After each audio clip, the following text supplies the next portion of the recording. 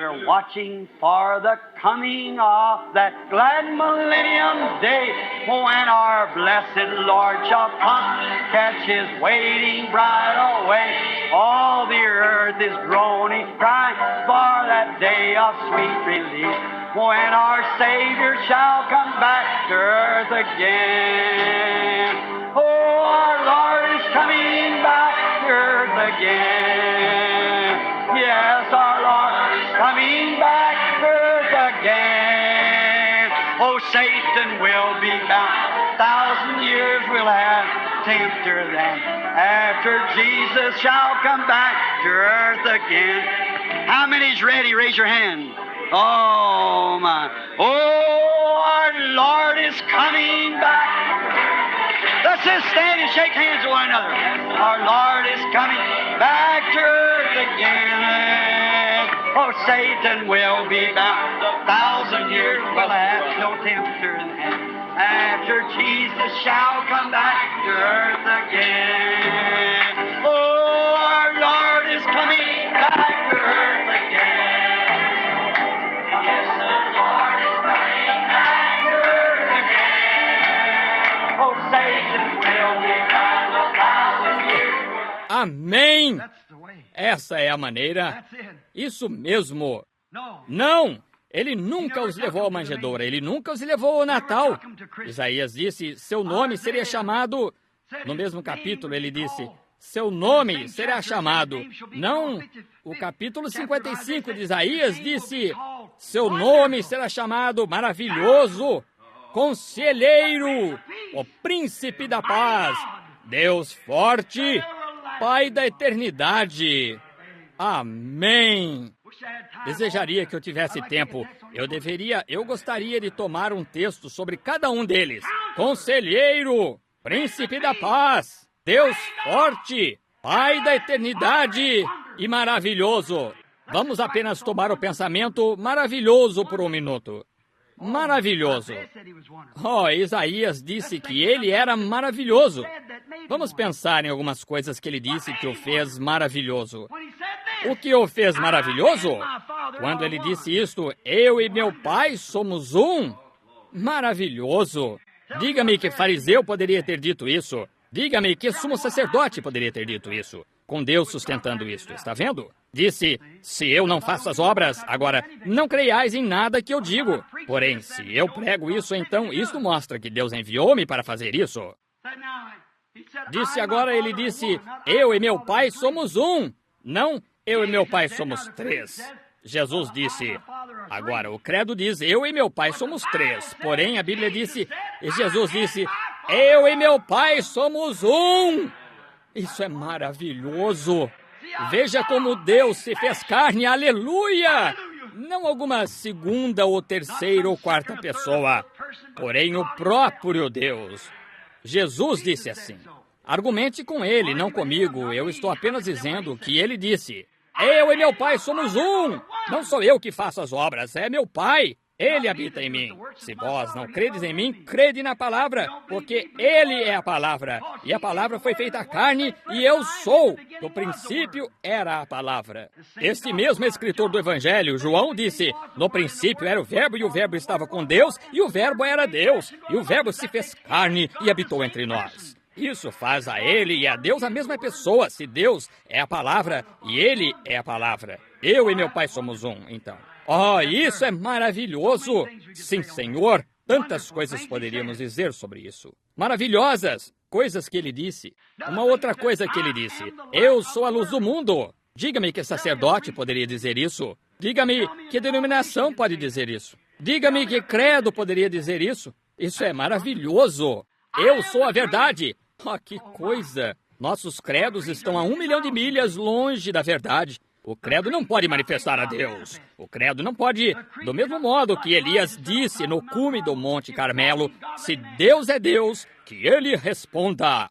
O credo não o fará. Não, Senhor. Porém, Deus o fará.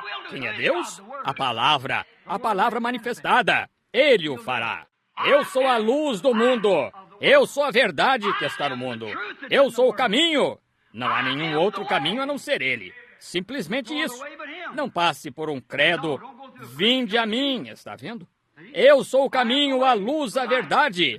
Tudo que ele era, aquelas palavras maravilhosas que ele disse. Eu sou o caminho, eu sou a verdade, eu sou a luz, eu sou o primeiro, eu sou o último, eu sou o princípio, eu sou o fim, eu sou aquele que era, que é e que virá.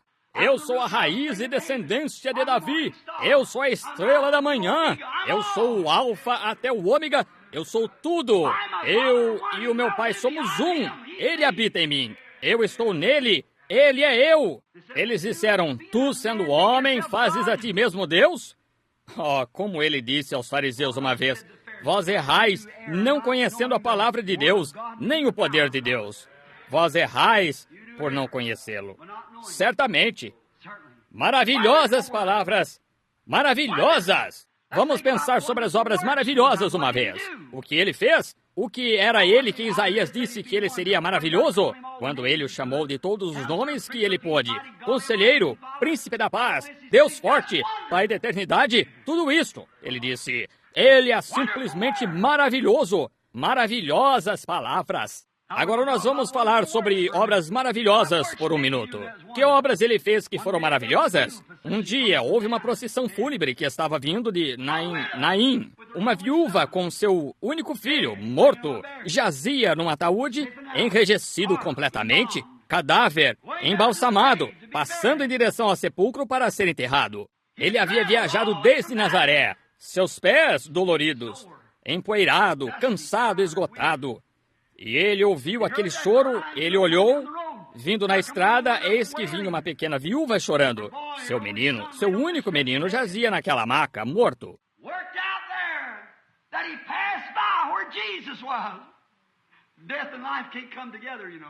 Resultou que passou por onde Jesus estava, e a morte e a vida não podem unir-se, você sabe. Um tem que ir embora. Ele disse, pare o ataúde. Foi e tocou o menino, e a vida que estava no menino, que havia saído talvez 2 dias, retornou.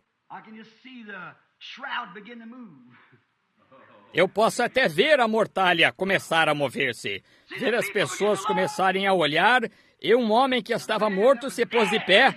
Possivelmente foi e colocou seus braços em volta de sua mãe. Essas são as obras de Deus. Maravilhosas, não foram? Seguramente foram. Eu posso ver Jairo, um pequeno sacerdote. Era um bom homem. Ele cria em Jesus, porém ele tinha que se manter em silêncio devido àqueles com quem andava. Tantos crentes secretos hoje assim, eles têm medo de serem expulsos de suas igrejas, está vendo? Covardes. Deus não pode usar isso. Deus deseja um homem que possa permanecer ali. Se for necessário a morte, Célia, não tema aquele que destrói o corpo, porém aquele que destrói o corpo e envia a alma para o inferno. Jairo, eu o vejo ir até a casa deste ministro. Entrou onde uma filhinha única de 12 anos de idade, uma menininha, jazia enrijecida, morta. Jazia no sofá. Seu corpinho sem vida jazia ali. Suas mãozinhas pálidas, suas unhas haviam tornado-se brancas. Seus lábios haviam ficado puxados para baixo. Febre a tinha matado ou algo. Seus olhinhos imobilizados e fechados, e talvez algo encontrava-se sobre eles. Seu cabelinho havia sido penteado com rosas e coisas que foram colocadas em torno dela. E a mãe e o pai gritando, os vizinhos gritando. Sua única filha havia morrido. Eu o vejo entrar naquele cômodo. Amém. E ele olhou em volta, ele viu a todos eles, e começaram a rir dele. Ele os colocou para fora do cômodo. Isso é maravilhoso. Veja, um homem pode tomar controle de toda uma multidão. Porque eles não disseram algo? Eles estavam com medo de dizer algo. Porque eles não condenam a palavra hoje? Eles têm medo de dizer simplesmente isso. Entrou naquele cômodo, tomou aquela mãozinha fria e falou em uma língua estranha, algum lugar no além.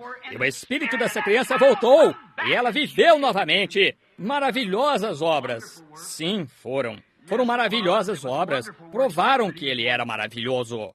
Eu também posso dizer de Lázaro quando já haviam embalsamado o seu corpo 4 dias antes. Colocaram camada após camada de aromas sobre ele e em volta do pano enrolado neste jovem. E ali estava ele, jazia no sepulcro e apodrecido. Seu nariz havia afundado, seus lábios haviam afundado na sua face, os germes da carne haviam começado a comê-lo, e sua alma estava fora, na jornada de 4 dias em algum lugar. Eu o vejo, seus pequenos ombros caídos. Oh, que coisa! O mundo teria dito, vejam aquilo, vejam aquele homem. Olhem para ele e vocês o chamaram de Deus? Ali está ele indo até o sepulcro chorando lágrimas mortais. A Bíblia disse que ele chorou. Lágrimas caíram de sua face, aspirando o nariz enquanto ele ia até o sepulcro. Ele era um homem então! Porém, eu o vejo dizer, rolem para trás a pedra. Amém, amém. Ele mudou a cena. Lázaro, que havia estado morto por 4 dias, colocou-se de pé e viveu novamente. Eu posso ver o aroma começar a escorrer através das mantas com que ele foi envolto. O quê? A vida havia entrado novamente. O mau cheiro havia desaparecido. Nova carne havia surgido. Um espírito que estava 4 dias em algum outro lugar retornou para dentro de seu corpo e um homem colocou-se de pé. Isso é que é ser maravilhoso. Conselheiro, o príncipe da paz, o Deus forte. Ali estava ele. Seguramente ele estava correto. Nós encontramos a mulher no poço. Quando ele se levantou e conversou com ela por alguns minutos, ele disse que tinha 5 maridos naquela ocasião. Ela disse, Senhor, tu deves ser profeta. Sabemos que quando o Messias vier, esse será o sinal dele. Ele disse, eu sou ele, aquele que fala contigo. Maravilhoso, não foi? Maravilhoso. Certa noite o mar bramava. Ele dormia devido ao cansaço, justamente como um homem. Ele dormia, estando cansado. Os demônios haviam jurado que o afogariam naquela noite. E eles pensaram que estavam com ele quase derrotado. Quando as velas estavam rasgadas e os remos quebrados, o barco estava encharcado e enchendo-se. Eles correram para trás, os discípulos, e disseram, não se te dá que pereçamos? E ele se levantou e esfregou o sono de seus olhos, disse, ó voz de pouca fé, até quando estarei convosco? O que fareis agora? O que fareis aqui neste mar tempestuoso quando esta grande Galileia está indo bem para o fundo com cada onda? O que fareis agora que o demônio está sentado no outro lado daquela montanha além, sussurrando para aquelas ondas passarem assim e lançando isso ali embaixo? Isto está tirando a água a 30 ou 40 pés de altura. O que fareis? Disse, quanto tempo eu estarei convosco? Colocou seus pés no anteparo do barco e disse, cala-te, aquieta-te. E os ventos calaram-se. Em outras palavras, ele disse, vento, cale a boca. Ondas, desçam de volta para onde devem estar. Não houve nem mesmo uma ondulação sobre a água. Permaneceu ali e olhou em volta, ou voltou para um grupo de apóstolos espantados ali de pé, deitou novamente e continuou seu sono. Eles disseram, que tipo de homem é este? Maravilhoso! Amém! Maravilhoso! Você não crê que ele era maravilhoso? Seguramente, ele era maravilhoso. Sim, Senhor.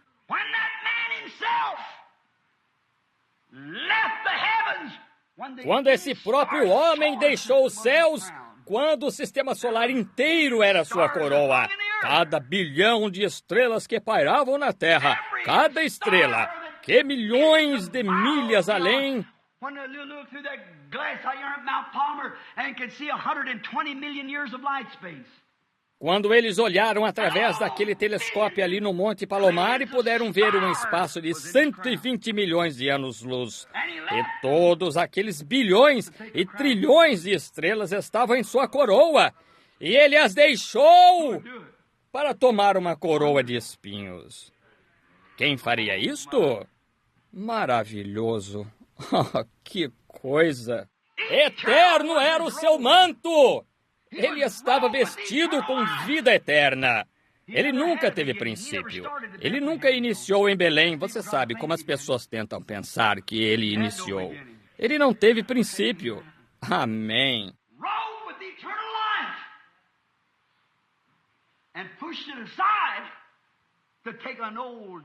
Vestido com vida eterna. E colocou isto de lado para tomar um velho empoeirado manto de morte por você e por mim? Maravilhoso! O céu era seu palácio. Todo o céu pertencia a ele. Esse era o seu palácio. Nada poderia alguma vez brilhar com ele. E ele veio até a terra e até mesmo disse: as raposas têm covis e os pássaros têm ninhos, porém eu nem mesmo tenho lugar para encostar minha cabeça. Isso é maravilhoso, não pensam assim? Amigos, muito contexto eu tenho notado aqui, porém eu talvez não tenha tempo para tomá-los. Eu me apressarei rapidamente.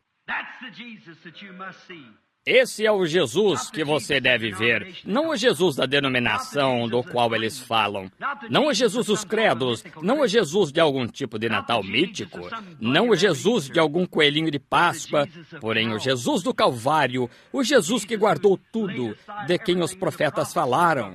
Nós poderíamos prosseguir aqui: maravilhoso Pai, maravilhoso Pai, maravilhoso Conselheiro, maravilhoso Príncipe da Paz, maravilhoso Deus forte. Simplesmente continuarmos seguindo. Está vendo? Porém, para pôr de lado, nós dizemos isto. Nós devemos ver se você... Esse é o Jesus que nós devemos ver para termos sua vida eterna. Você não pode consegui-la num credo, você não pode consegui-la ao unir-se a uma igreja. Você não pode consegui-la por algum tipo de fábula que lhe contaram sobre o Papai Noel. O Papai Noel não tem vida eterna. Não. Um credo não tem vida eterna. Não conhecer sua palavra, até mesmo dá a você conhecê-la, não dá a você vida eterna. Conhecer a Ele, a Bíblia disse. Conhecer a Ele é vida eterna. Não é conhecer sua palavra, conhecer a Ele. Os gregos queriam ver a Ele.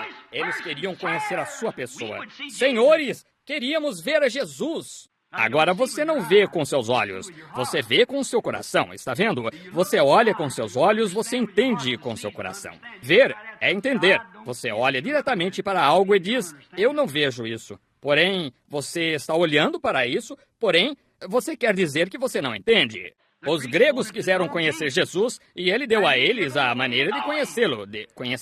Não de conhecer seu credo, não de conhecer sua palavra, não de conhecer seus milagres, porém de conhecê-lo. É a única maneira de você encontrar isso é na cruz, não no berço. Não, é a cruz para ver. Ele os dirigiu a uma cruz, não a algum credo, ou não a alguma manjedoura ou forma de denominações, porém para a cruz. E agora, é a mesma coisa hoje. Um verdadeiro discípulo, e se você alguma vez vier a Jesus, ele nunca dirá: Jesus me disse para ir unir a igreja tal e tal. Ele nunca fez isso. Ele não faria hoje. Não, você apenas o verá. Ele o dirigirá para a cruz. Vá ali e morra, e então você o conhecerá, se você deseja conhecê-lo. Nenhuma vez ele dirigiu qualquer pessoa para qualquer credo, qualquer denominação, ou para o seu nascimento, ou até mesmo para o Natal. Nenhuma vez ele, em qualquer ocasião, fez isso. Eu poderia ficar nisso um pouco, porém eu não ficarei. Todavia, se não é importante, se Jesus... Você não pode, em nenhum lugar, encontrar na Bíblia onde ele alguma vez dirigir alguém para algum outro lugar para conhecê-lo, a não ser para a cruz. Isso é correto. Isso é autocrucificação para você mesmo. Aquele que não nascer de novo.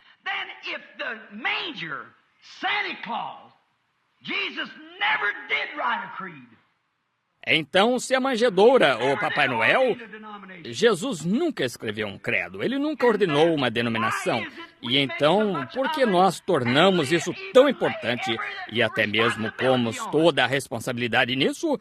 Eu desejo perguntar a você isso, o Natal agora. Por que é então que nossas igrejas realçam tanto isso, que você deve pertencer a esta igreja, que você tem que dizer esse credo, que você tem que fazer isto, aquilo ou aquilo mais?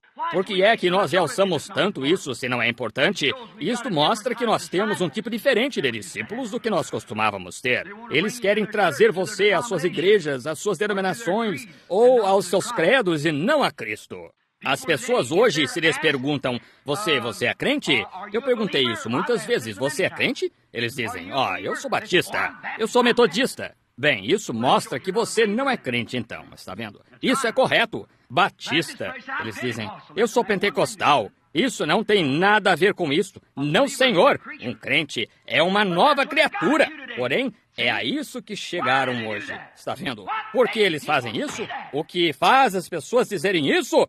A outra noite eu estava no hospital. Eu ia fazer oração por uma pequena mulher que estava enferma. Ela foi curada. E eu disse, havia um homem e sua mãe assentados ali. Eu suponho que era sua mãe. E ela se parecia com sua mãe. E eu estava falando com a senhora, eu disse, nós teremos a oração agora. E eu virei, vocês se importam se nós orarmos? Ela disse, puxe essa cortina. Eu disse, bem, eu apenas perguntei se vocês se importam se nós orarmos. Ela disse, nós somos metodistas, puxe essa cortina. Eu disse, então isto lhe mataria de medo, é melhor eu puxar a cortina então. Está vendo? Eu disse, se a senhora é apenas metodista, a senhora não é cristã. Logo eu apenas... Por que dizem isso? Algum falso discípulo apenas os levou até esse ponto. Isso é tudo o que eles conhecem. Algum discípulo ensinando errado. Os discípulos de Jesus os levaram até Jesus. Um discípulo metodista os leva até os metodistas. Um batista os leva até os batistas. E um pentecostal os leva até os pentecostais. Porém, um discípulo de Cristo os leva até Cristo. E Cristo os leva até o Calvário. Essa é a coisa real. Sim, Senhor. Sim, Senhor. É a esse ponto que eles foram levados. Eles somente foram levados até esse ponto, está vendo? Se eles dizem, bem, o batista, o metodista, o presbiteriano, ou o que for, esse é o ponto mais distante a que foram trazidos. Católico, seja o que for. Esse é o ponto mais distante a que foram trazidos, de modo que é só isso que sabem. Porém, graças a Deus, estes discípulos conheciam Jesus. Logo, eles levaram esses gregos até onde eles sabiam que estava a verdade. E um verdadeiro discípulo de Cristo, que alguma vez tem encontrado a Cristo, leva o buscador diretamente até Jesus. E Jesus o dirige ao Calvário, onde morre com ele e nasce de novo de forma diferente. Oh, que coisa! Isso é até onde eles estão. Porém, senhores, queríamos ver a Jesus. Essa foi a pergunta. Nós não queríamos ver um credo, nós não queríamos ver metodistas, nós não queríamos ver batistas, nós não queríamos ver a nenhum destes, nós queremos ver a Jesus. Porém, qual é o problema? Eu simplesmente tenho que encerrar, meus irmãos. Ouçam com atenção agora apenas alguns comentários aqui antes de encerrarmos. O quê? Eu desejo fazer que isto fique bem batido agora, se eu puder deixar a coisa bem cravada.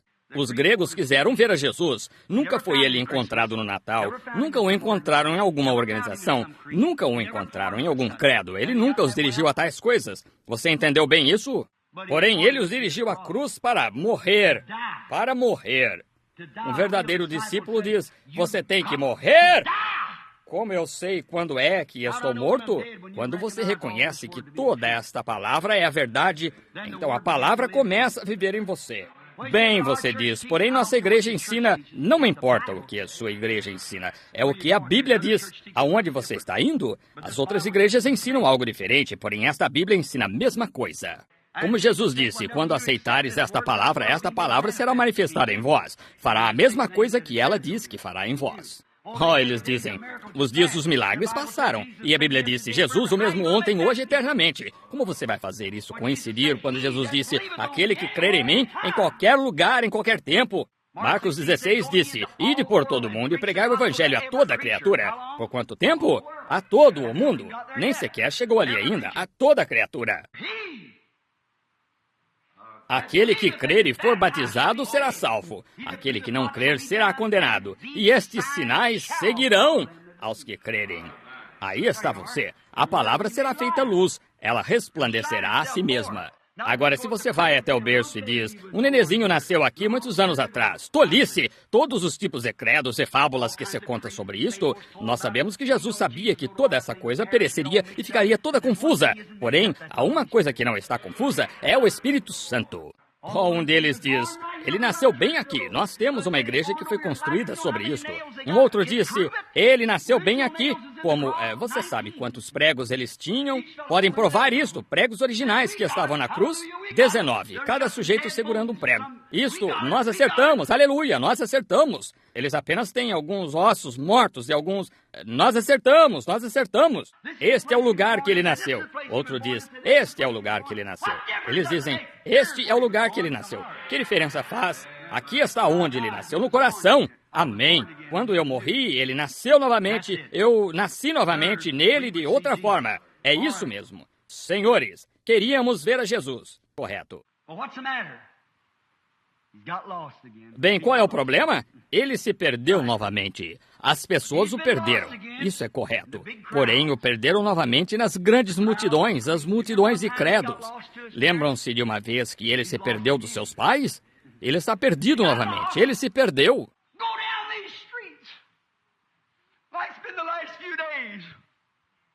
Desça nestas ruas, como tem sido nos últimos dias. Olhe para as multidões desenfreadas, empurrando e acotovelando e bebendo e amaldiçoando e praguejando.